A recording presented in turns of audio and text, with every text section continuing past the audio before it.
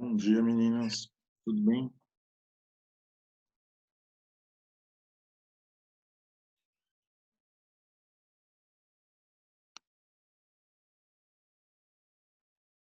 Bom dia, João.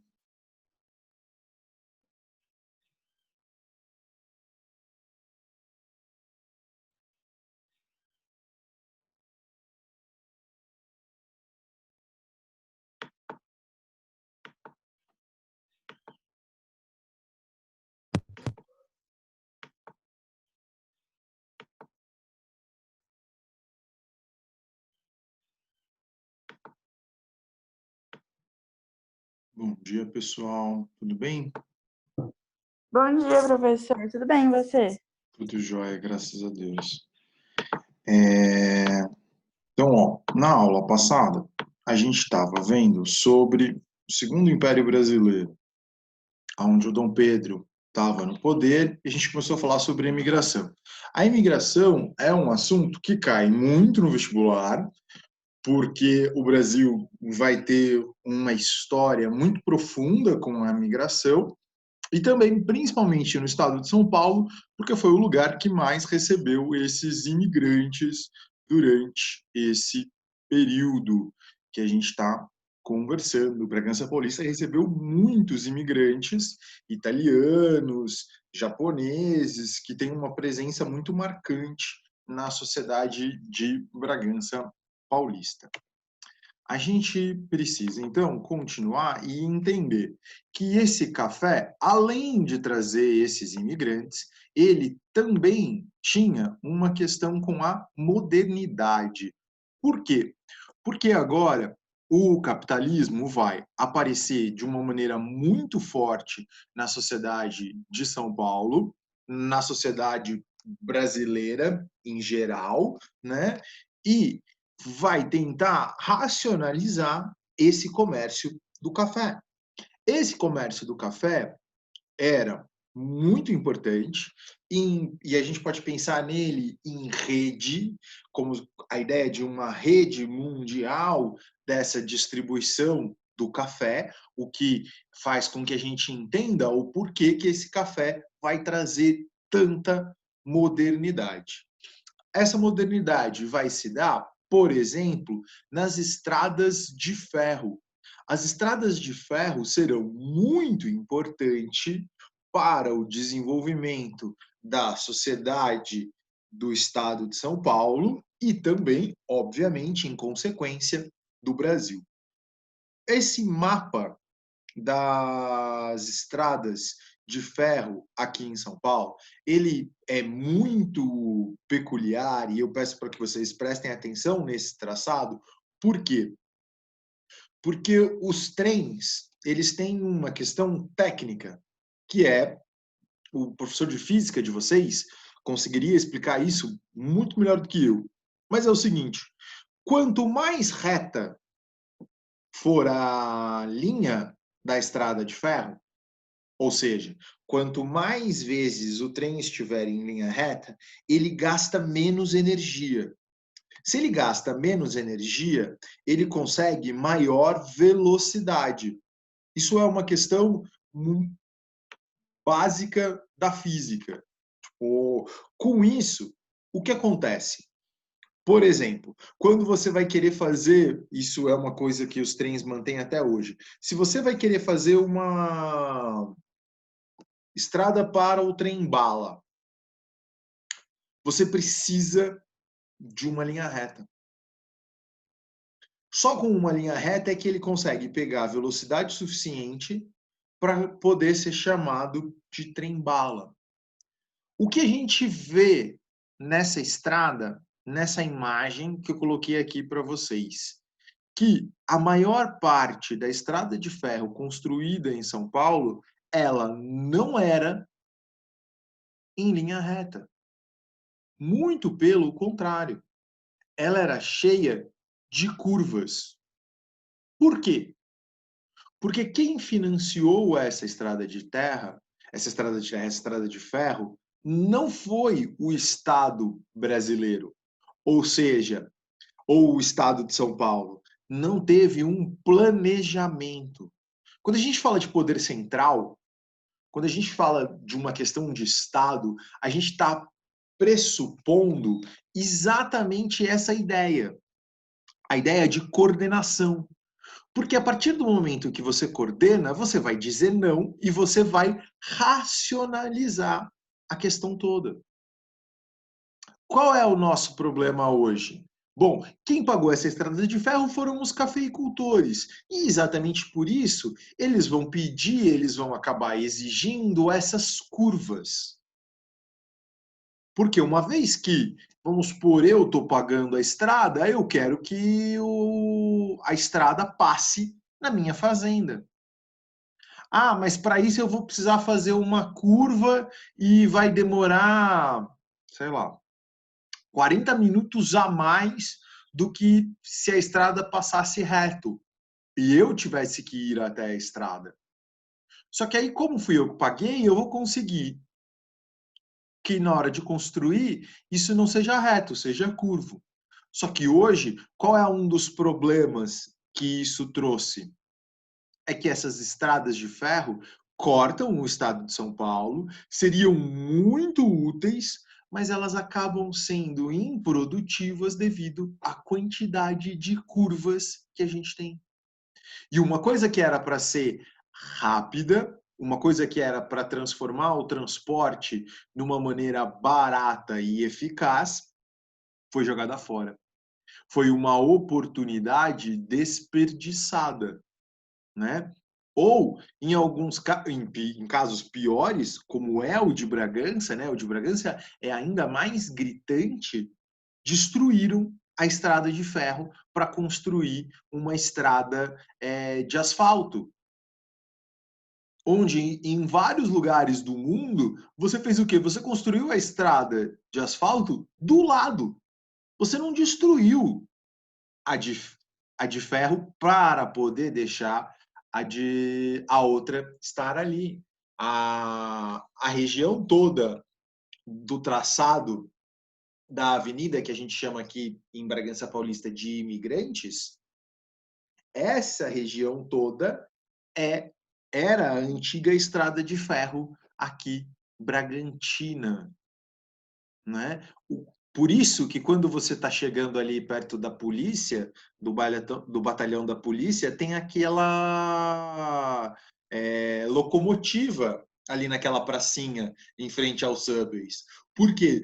Porque ali é exatamente uma locomotiva, uma Maria Fumaça, da época em que o trilho do trem passava ali e ia até Socorro, acho que até mais longe. Tipo, e é um absurdo você parar e pensar que isso foi destruído para passar carro. O carro passa junto com a estrada de ferro. Você não precisa destruir uma coisa para construir outra. Foi um crime.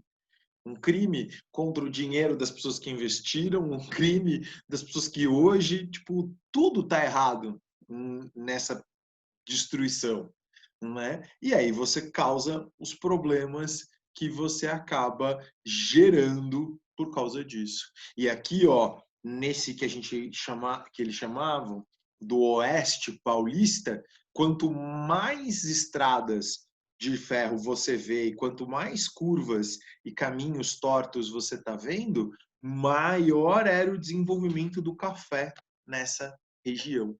Então a gente teve uma modernidade que ajudou, que foi boa, que foi importante, mas em compensação a gente perdeu uma excelente oportunidade de ter um lucro muito maior do que a gente teve, né? Hoje a estrada de ferro no Brasil é uma coisa praticamente abandonada no Brasil inteiro. Durante esse dinheiro do café entrando em grande quantidade, vai se destacar um personagem chamado Barão de Mauá. O Barão de Mauá, ele vai ser o grande capitalista brasileiro desse período. Ele vai criar o Banco Mauá, ele vai criar as indústrias, ele vai criar a construção das estradas de ferro, ou era ele que construía, ou ele que financiava. Ele vai construir navios, ele vai financiar o cabo submarino de telecomunicação para você poder estabelecer contato com a Europa. Então, ele vai ser o grande desenvolvedor do Brasil industrial nesse período, amigo do Dom Pedro, fazia negócios com todas essas pessoas. Ele é uma pessoa sui generis aí nessa sociedade, mas a sociedade brasileira era majoritariamente agrária, né? Então, quando a gente fala de um surto industrial, é exatamente essa ideia. O que é um surto? Você tem, aquilo acontece intensamente, mas depois aquilo vai embora, né? Assim como um surto psicótico, aquilo foi embora e você acabou com esse surto, ou esse surto ficou de lado, não gerou um efeito fundamental ou um efeito transformador na sociedade brasileira. A gente vai ter aqui uma questão com os ingleses, uma questão que é chamada de questão Christie, por causa do nome do embaixador inglês, né?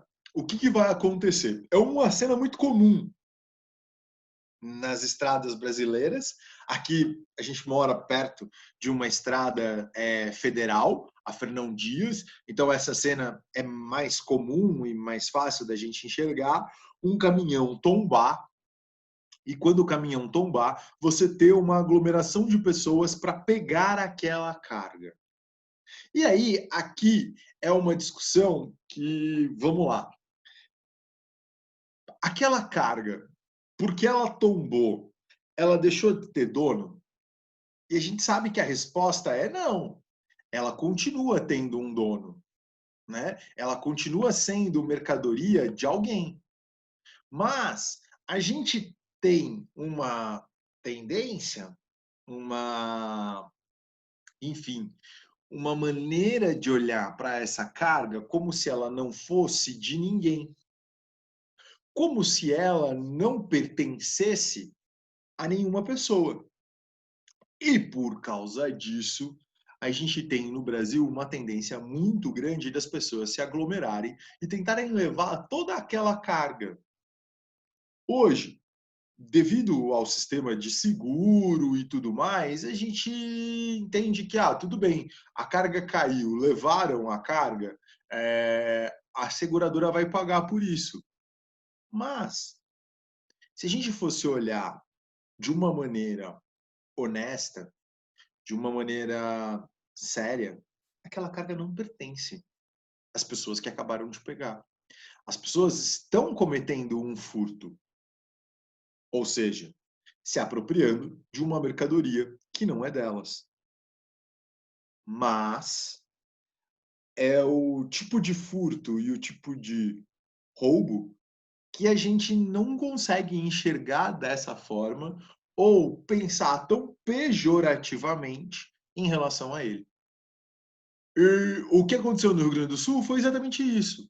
Um navio inglês naufragou, começou a afundar. As pessoas que moravam próximas à praia roubaram a carga do navio. Pegaram para ela, porque afinal o navio ia afundar. Se elas não fossem lá, o navio iria afundar e ninguém teria a carga. Os ingleses vão questionar que tudo bem você ir lá ajudar a tirar a carga para a carga não ser desperdiçada, mas que ela jamais poderia ter ficado com os brasileiros. O que vai fazer com que os ingleses reclamem muito da atuação brasileira e protestem em relação a uma indenização devido à carga do navio que caiu. Depois, você vai ter um outro incidente com marinheiros ingleses que vão ser presos no Rio de Janeiro. E aí, esse caso dos marinheiros, se no primeiro caso a gente podia dar razão para a Inglaterra, nesse segundo caso, ao que tudo indica, os marinheiros estavam bêbados e causando desordem na cidade do Rio de Janeiro. E aí, a polícia carioca agiu de uma maneira normal. Ou seja, atuou em relação a esses ingleses e prendeu esses ingleses. O embaixador inglês, o Washington W. Christie, resolveu aprisionar 5 navios brasileiros no porto do Rio de Janeiro, ou seja, pediu o reforço das tropas inglesas, navios militares ingleses tomaram o porto do Rio de Janeiro, prenderam 5 navios brasileiros e exigiram o pagamento da indenização relacionada à carga no Rio Grande do Sul e, mais ainda, obrigavam o Brasil a pagar a indenização pelo roubo da carga e a soltura dos marinheiros ingleses. O que o Brasil vai fazer? Mas vai ter uma disputa, um arbítrio internacional. Ou seja, você vai chamar um Estado terceiro, o Estado da Bélgica, o Leopoldo I, que é esse aqui que está em pé, ele vai julgar quem tinha razão na história. Se era o Brasil, e aqui a figura do Pedro II, então, ó, Pedro II, ou se era a rainha Vitória da Inglaterra. E aí aqui você vai ter a disputa entre esses dois lados para saber quem tinha, afinal, a razão em relação ao rompimento diplomático e ao que tinha acontecido com os dois. No fim das contas, o Leopoldo vai dar vantagem ao Brasil, dizendo que a Inglaterra deveria um pedido de desculpas, que a Inglaterra jamais poderia ter invadido o porto brasileiro e aprisionado os navios brasileiros, e a Inglaterra só vai se desculpar 2 anos depois, em 1865, quando ela vai falar, ok, eu não poderia, o Christie não poderia ter feito o que ele fez, e por causa disso a gente pede desculpas oficialmente enquanto um Estado. Né? Então esse foi um probleminha internacional aonde o Brasil vai bater de frente com um gigante. A gente está falando da Rainha Vitória. A Rainha Vitória, nesse período em inglês, ela é considerada uma das rainhas mais importantes da história da Inglaterra. Ela é uma representação dessa monarquia e desse vitorioso período inglês, do imperialismo inglês. Então foi uma disputa grande. O Brasil, nesse momento, vai brigar por uma questão muito cara chamada soberania.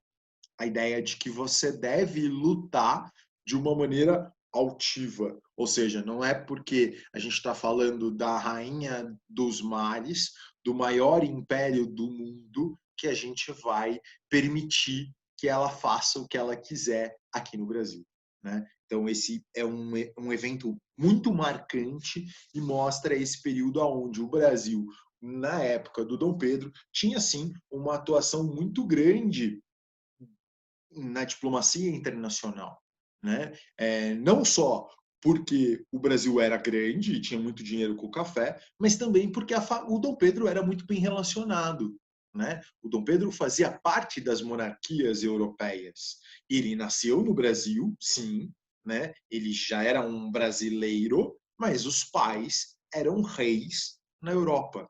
E como a gente está falando de um período onde a maioria dos países da Europa eram monarquias, então as relações diplomáticas do Dom Pedro com essas pessoas eram muito grandes. O Leopoldo era parente do Dom Pedro, assim como a Vitória também era parente do Dom Pedro, exatamente por essas alianças e esses casamentos entre rainhas e princesas que aconteciam muito fortemente nos séculos 18 e 19, e aí por isso você tinha o Brasil muito bem relacionado nas questões exteriores.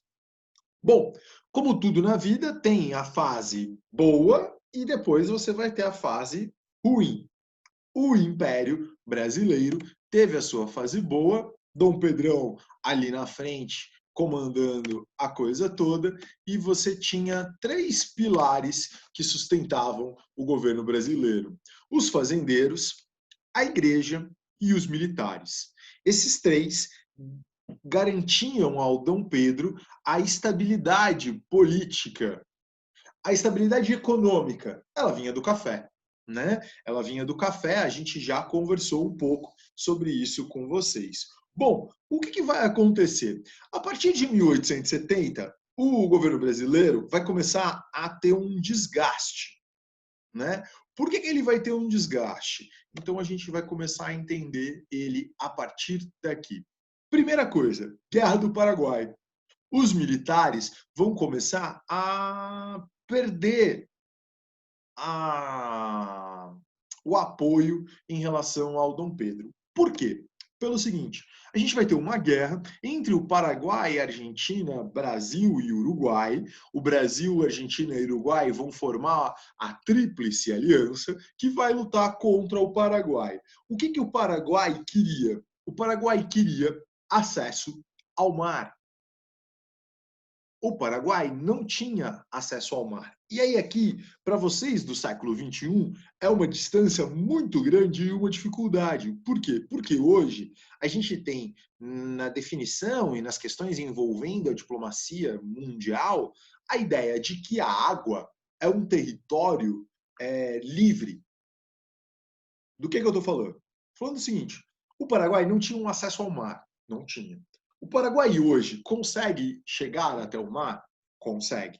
Porque hoje, você navegar num rio que te leva até o mar não é um problema. Mas em 1865, quando a guerra começou, era um problema. Por quê?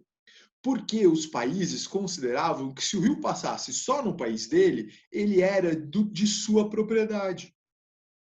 Então, os dois rios que passavam pelo Paraguai, eles acabavam desaguando no território que era da Argentina, do Brasil, e ali, dependendo do caminho do rio, até pegava um pedacinho do Uruguai. Com isso, você tinha problemas envolvendo essa fronteira que estava na água. E aí você vai ter uma briga por causa disso. O Solano Lopes, que era o ditador paraguaio, ele vai querer, de todo jeito, aumentar o seu território, vai invadir o que a gente chamaria hoje de Paraná e um pedaço do Mato Grosso, e também uma parte da Argentina, não para conseguir todo o acesso ao mar, mas pelo menos para controlar uma parte maior desse Rio da Prata tão importante que a gente já falou algumas vezes. Para o Brasil, quais eram os problemas envolvendo isso? Bom, para o Brasil, a guerra envolveu um custo econômico e um custo social. Você teve a criação desses chamados voluntários da pátria. Quem eram esses voluntários da pátria? Então você vai ter uma composição de personagens que, como vocês podem ver na primeira imagem, eu vou até voltar um pouquinho, quem está nessa imagem de azul, de calça azul, de luva, mostra que eles são ali os caras da alta sociedade, ou seja, um militar bem renomado. Quando você olha para esses outros dois personagens, o que está todo de branco e o negro que está ao lado, eles representam o que a gente chamaria desses voluntários da pátria. Primeiro, de voluntários não tinha nada. Eles eram arregimentados, ou seja, você fazia a prospecção dele, você ia lá e obrigava eles a lutarem pela pátria lá no Paraguai. E aos negros foi prometido que aquele que lutasse pela pátria ganharia a sua liberdade. E aí vamos supor que de repente sei lá, o João, o pai dele é muito rico, tem muitos escravos, o exército veio, convocou o João para trabalhar. O que o pai do João poderia fazer? O pai do João poderia dar ao Estado, dar ao exército, tipo, 3 escravos na troca do João. Fala assim, ó, o João não vai, mas eu deixo esses 3 escravos irem para lutar pelo João.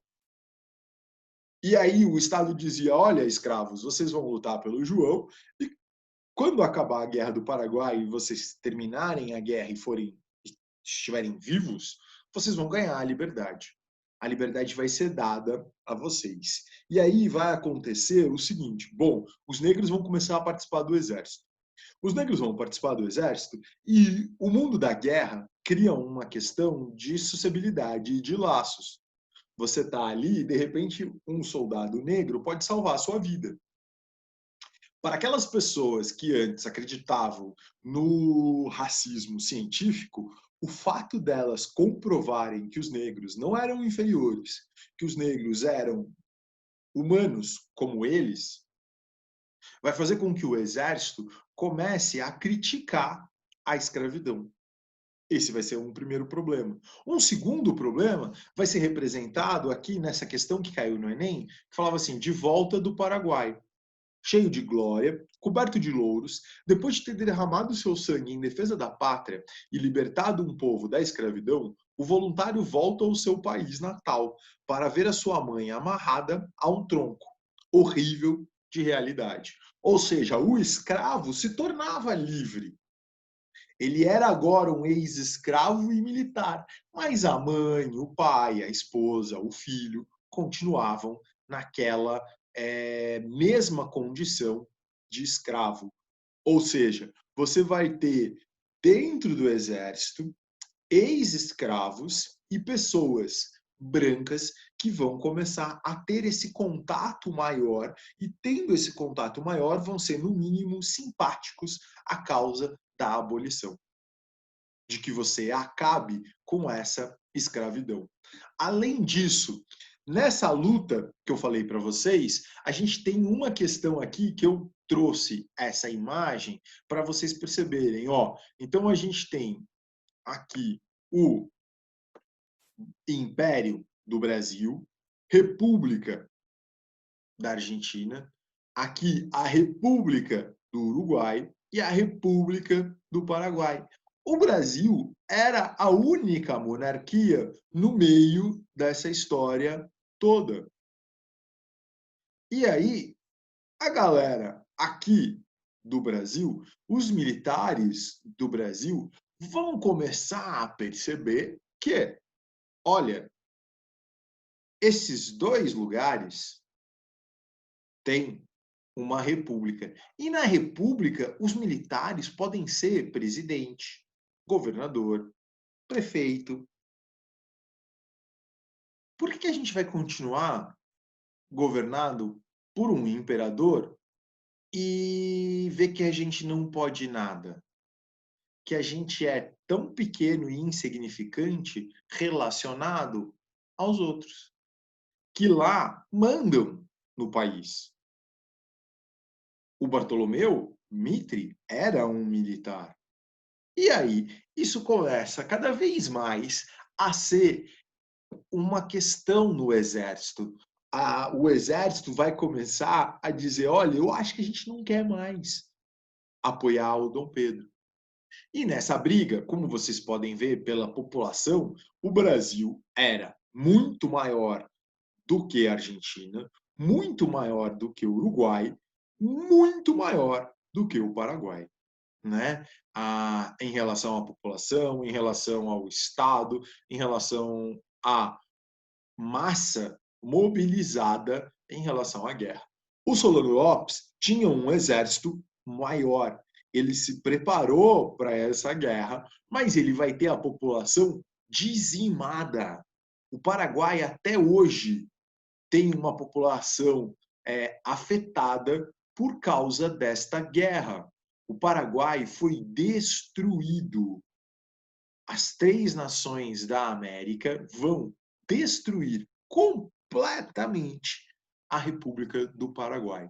O Solano Lopes vai ser morto, o Brasil vai ser vitorioso, o Brasil vai pegar um território considerável desse Paraguai. Então, ó, aqui toda essa região verde foi anexada pelo Brasil e a Argentina também vai pegar aqui uma boa parte do Paraguai. O Paraguai vai ser um país pobre, sim, vai ser um país pobre, e muito da pobreza do Paraguai vem exatamente dessas perdas que ele teve aqui na Guerra do Paraguai. Aqui é Mato Grosso e Paraná, foram lugares que agora vão ser anexados pelo território brasileiro a partir desse momento. Bom, como eu falei para vocês, um saldo de mortos enormes. Os militares vão começar, além de gostar muito dessas ideias, dessas questões envolvendo a República, eles também vão ter muito forte as ideias positivistas. Era uma filosofia francesa que dizia que os militares deveriam assumir, e um dos lemas do positivismo, que depois vai dar origem à frase da nossa bandeira, era ordem e progresso. Ou seja, essa representação da ordem seriam os militares, seriam essa hierarquia do exército. Bom, segundo ponto, questão religiosa. O que vai acontecer na questão religiosa? O Papa Pio IX, ele vai dizer que a maçonaria estava proibida de participar na igreja. Lá na Itália, tinha uma briga entre os maçons e o Papa. E aí ele vai dizer na lei que nenhum maçom poderia assistir uma missa. Só que o Dom Pedro vai comprar essa briga. Por quê? Porque o Dom Pedro, no poder moderador, uma lei para poder existir e valer no Brasil, ela tinha que ser obrigatoriamente aceita por ele. Dois bispos, o de Olinda e do Pará, excomungam os membros da maçonaria da comunidade, e o Dom Pedro manda prender os bispos e manda os bispos para fora do Brasil. Por causa disso, o Papa fica muito bravo e você vai ter uma briga entre esses dois lados. Você tem aqui nessa charge a brincadeira com os pratos e a disputa entre o Dom Pedro e o Papa. Esse é o chapeuzinho do Papa, né? Aqui, ó, o senhor M.E. aproveitou a ocasião para, não desfazendo do macarrone do Papa, fazer valer as vantagens da excelência de uma boa feijoada. Então aqui, ó, de um lado era a lei do Papa chamada Silabus e o macarrão, representando a culinária italiana, e do outro lado, aqui a feijoada com a Constituição brasileira e a disputa entre os dois. No fim, os bispos vão ser soltos, mas a igreja não vai mais apoiar o Império Brasileiro como ela apoiava antes. Então, ó, perdemos o apoio dos militares, perdeu-se o apoio dos religiosos, e agora você vai ter os fazendeiros. Os fazendeiros, eles apoiavam esse império por causa ainda da escravidão. E agora você vai ter cada vez mais uma crescente nas como a gente pode classificar, nas leis relacionadas à escravidão. Então, ó, em 1850, a Lei Eusébio de Queiroz proibiu o tráfico dos africanos. Já foi um avanço. Proibiu o tráfico, não a escravidão. Em 1866, os escravos que participaram da guerra, como a gente conversou, passavam a ser livres. Em 1871, você vai ter a Lei do Ventre Livre, ou seja, os filhos das escravas já estariam livres porque nasceram sobre essa nova condição. Eles precisavam pagar um pedágio, eles precisavam pagar uma multa. Então, se eles ficassem com a mãe até os 8 anos de idade, eles teriam que depois trabalhar 10 anos para pagar esses 8 que eles foram sustentados. Então, você ficava com o escravo até os 18. Você tinha a lei do sexagenário também. Quando ele completava 60 anos, ele ia se tornar livre depois de trabalhar mais 5. Também era uma forma de você fazer um meio do caminho, um pedágio, uma contraproposta, porque afinal se tinha se investido muito naquele escravo. A Lei Áurea, quando ela vem e abole a escravatura, ela vai deixar os fazendeiros numa situação de muita revolta. Por quê? Porque até então as leis criadas no Brasil sempre estabeleciam um tipo de uma multa. Ou seja, entendia-se que os fazendeiros tinham investido muito dinheiro e que eles mereciam uma retribuição, uma indenização.